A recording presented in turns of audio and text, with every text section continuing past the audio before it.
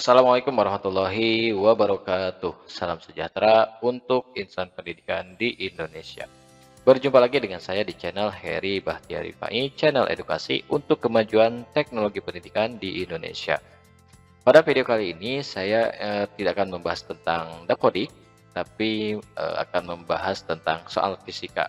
Nah, sebenarnya ini udah lama ya saya ingin membuat video tentang pembahasan soal-soal fisika. Baik, di sini ada sebuah soal yang saya dapatkan di grup Telegram ya. Ada mungkin siswa bertanya atau mendapatkan permasalahan ya tentang fisika. Jadi soalnya seperti ini. Jadi ini soal usaha dan energi kinetik dari sebuah benda yang bergerak di permukaan yang licin. Nah, seperti itu ya. Nah, soalnya gini, ada sebuah benda ya. Nah, ini digambarkan bendanya memiliki massa 2 kg. Lalu benda ini diberikan gaya. Nah, ini gayanya kecil sekali nih. Nah, bentar ya, saya perbesar dulu.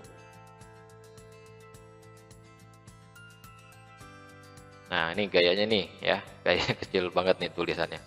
F sama dengan 50 Newton, di mana F ini ya gayanya ini diberikan sehingga dia membentuk sudut 30 derajat terhadap bidang datar ya. Nah, karena benda ini kan disimpan di bidang datar dari posisi A ya, ini harusnya posisi A-nya di sini, letaknya di bawah benda. Nah, setelah diberikan gaya, benda ini bergerak sejauh 5 meter ke posisi B. Nah, kurang lebih seperti itu ya untuk menerjemahkan soal ini. Pertanyaannya atau permasalahannya yang diminta yaitu jika bidang A, B ini licin, nah, tentukan besar usaha benda sampai di posisi B. Oh, di posisi B ini ya. Di posisi B. Tentukan juga besar energi kinetik benda di posisi B ya. Ya baik, usaha dan energi kinetik yang dicari. Baik. Saya akan gambarkan ulang ya, untuk soal ini ya. Nah, kurang lebih gambarnya seperti ini. Saya coba gambar kembali.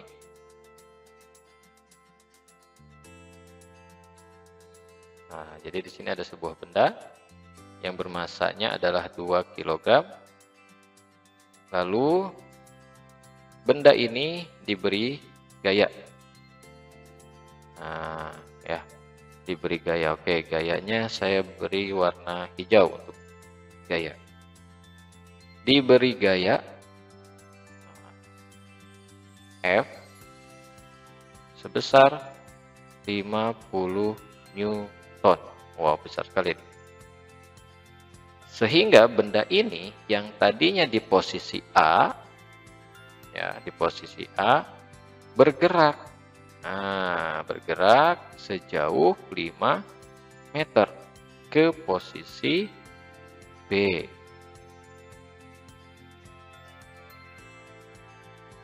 Nah, ke posisi B ya. Sorry kok nulis A sih. Nah, ke posisi B ya. Jadi dari posisi A ke posisi B, benda ini bergerak karena didorong oleh gaya sebesar 50 Newton. Jika benda ini bergerak ya sebesar 5 meter karena diberikan gaya, otomatis ada usaha dong, betul ya. Nah, ada usaha. Permasalahannya berapa usahanya gitu loh. Ya. Baik. Kita jawab.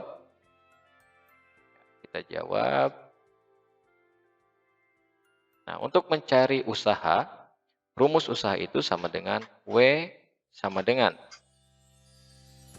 F dikali delta X. Nah, dikali delta X. Ada juga yang menuliskan delta S ya, atau ada juga yang menuliskan rumusnya W sama dengan F dikali S. Nah, baik ya, seperti itu. Sebenarnya simbol delta X, S ataupun X saja itu hampir sama ya. Hampir sama artinya yaitu jarak. Nah, jarak dari posisi A dalam soal ini ke posisi B. Nah, berapa jaraknya? Yaitu 5 meter. Nah, ini delta X-nya nanti adalah 5 meter. Nah, sedangkan F-nya ya, F dalam rumus usaha ini adalah gaya yang arahnya searah dengan perpindahan benda. Nah, kira-kira benda ini berpindahnya secara horizontal atau vertikal ke atas atau ke bawah? Tentu arahnya adalah horizontal, mendatar. Ya, sedangkan F di sini, lihat, ini F-nya ini miring gitu. Kalau miring seperti ini, ada yang ke bawah, ada yang ke samping, ke arah kanan. Nah, maka F yang kita gunakan adalah F yang ke arah samping. Nah, yang mana? Baik, saya gambarkan. F yang ke arah samping itu yang ini. Nah, ya. Nah, antara F dengan bidang horizontal ini dia membentuk sudut. Nah, sudutnya itu berapa? Sudutnya tadi kalau digambar itu adalah 37 derajat. Ya. Jadi F-nya itu yang akan kita gunakan bukan F yang berwarna hijau, tetapi F yang berwarna merah. Ya, garis yang berwarna merah ini. Nah, garis yang berwarna merah F ini kita beri simbol dengan Fx. Sehingga nanti di rumus usahanya ya yang kita gunakan yaitu W sama dengan Fx dikali delta X. Nah, ya. Kalau yang atas ini rumus dasar ya. Kalau gayanya langsung dia searah dengan perpindahan benda. Nah, ini kan bendanya berpindah mendatar kan, bukan ke bawah gitu. Sehingga F-nya ini kita ganti dengan Fx. Nah, permasalahannya sekarang berapa nilai Fx-nya? Nah, ini berapa sih nilai Fx-nya? Kita cari dulu ya. Untuk mencari nilai Fx, saya geser dulu sedikit sebelah sini. Untuk mencari nilai Fx ya, saya garis dulu ya biar tidak ini. Mencari nilai Fx ini kita bisa gunakan rumus trigonometri dari segitiga yang dibentuk antara gaya dengan bidang horizontal ini. Nah, ini yang ini saya gambarkan lagi ya, kurang lebih seperti ini.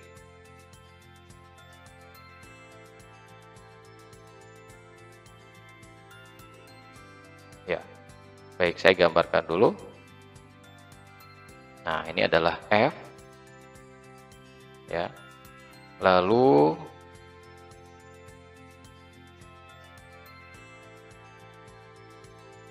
di sini ada Fx-nya.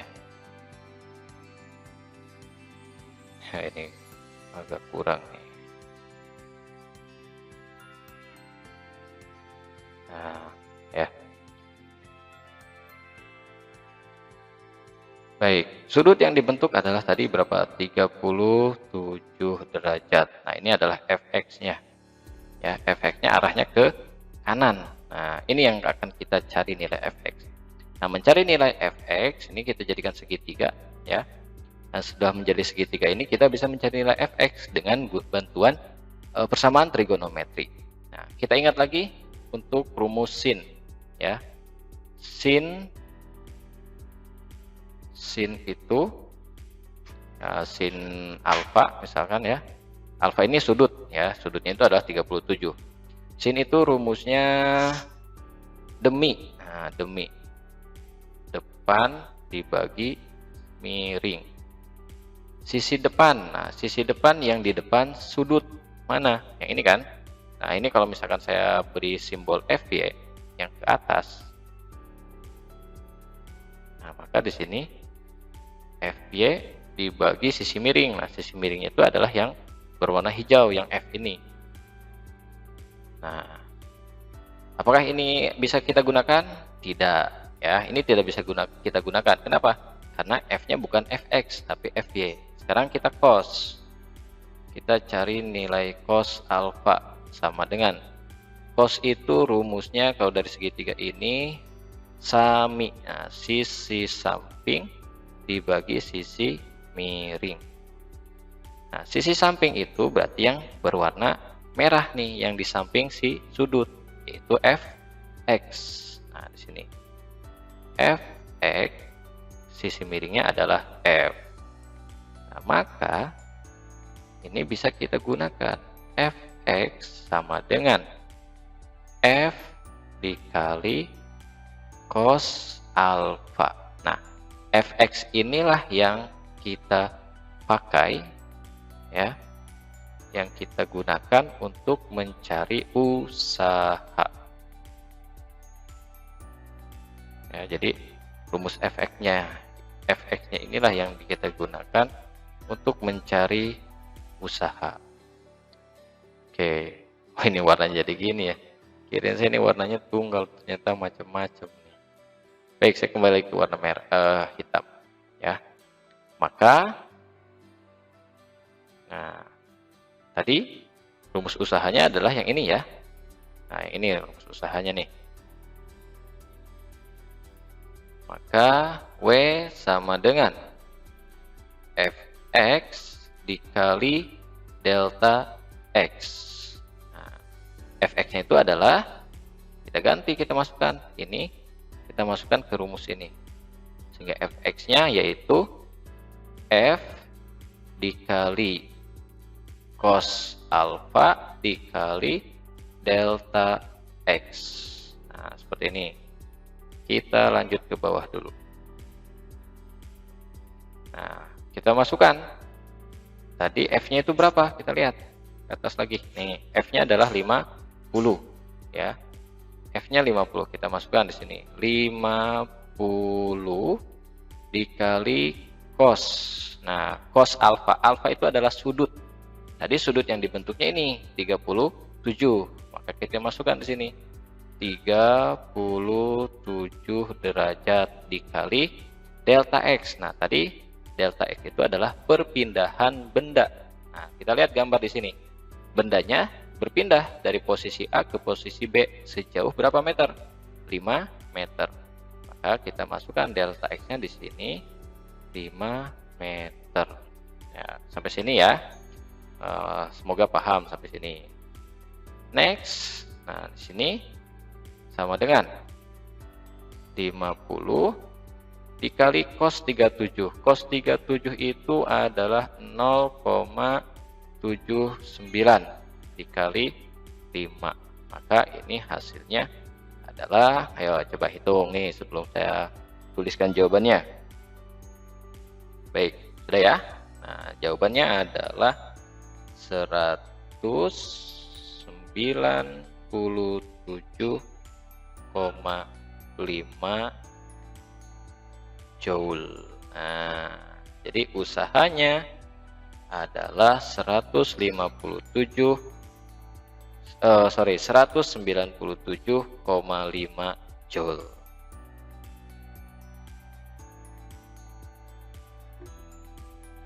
Ya. Aduh. Baik, ini saya perkecil dulu seperti ini ya. Semoga terlihat. Nah, ini kita belum mencari energi kinetiknya. Baik, nah, semoga bisa dipahami ya. Kita lanjut. Nah, tentukan juga besar energi kinetik benda di titik B. Baik. Energi kinetik benda di titik B. Nah, kita lihat ya. Kita tuliskan dulu bahwa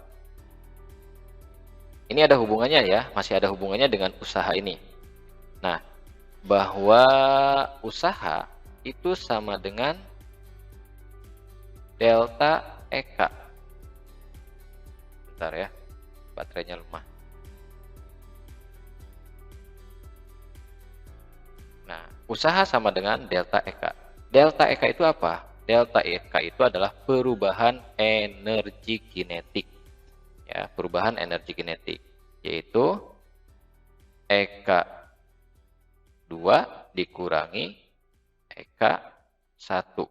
Nah, jadi yang namanya perubahan itu pasti ada dari awal dan akhir ya. Sama seperti ini delta X, awalnya di posisi A lalu berpindah ke posisi B. Nah, perpindahannya itu adalah 5 meter.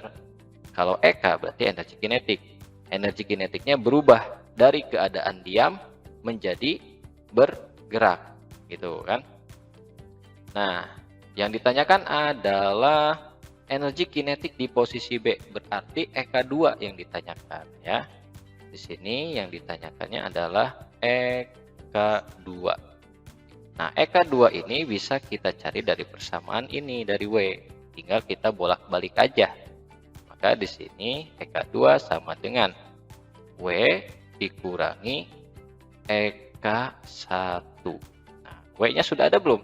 Sudah ada. Berapa? Ini 197,5 Joule. Lalu EK1-nya ada apa tidak? Kita lihat. Benda di sini dia awalnya diam. Nah, ya. Kalau diam berarti energi kinetiknya adalah 0. Maka di sini kita tuliskan usahanya tadi udah kita cari sebesar 197,5 dikurangi EK1-nya adalah 0. Kenapa 0? Karena benda awalnya diam. Sehingga ini hasilnya adalah energi kinetiknya EK2 sama dengan 197,5 Joule ya. Nah, baik, itu pembahasan dari soal ini ya. Nah, ini coba saya perkecil lagi, mudah-mudahan kebuat nih. Atau yang ini saya pindahkan nanti.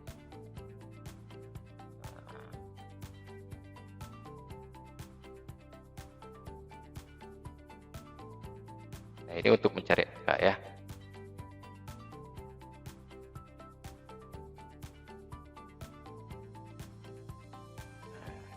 Saya berikan garis pemisah supaya tidak ini ya. Nah, seperti ini ya, mudah-mudahan bisa dipahami. Nah, saya geser dulu sedikit biar kelihatan. Baik, itulah pembahasan dari satu soal ini ya. Ini lumayan agak panjang, nggak apa-apa. Yang penting mudah-mudahan bisa dimengerti. Mudah-mudahan ini bisa bermanfaat untuk para siswa-siswi yang sedang belajar fisika ya. Jangan lupa di subscribe channel Heri Bahtiari Pai untuk mendapatkan update terbaru, baik itu tentang dunia pendidikan ataupun tentang mata pelajaran fisika. Share jika video ini bermanfaat.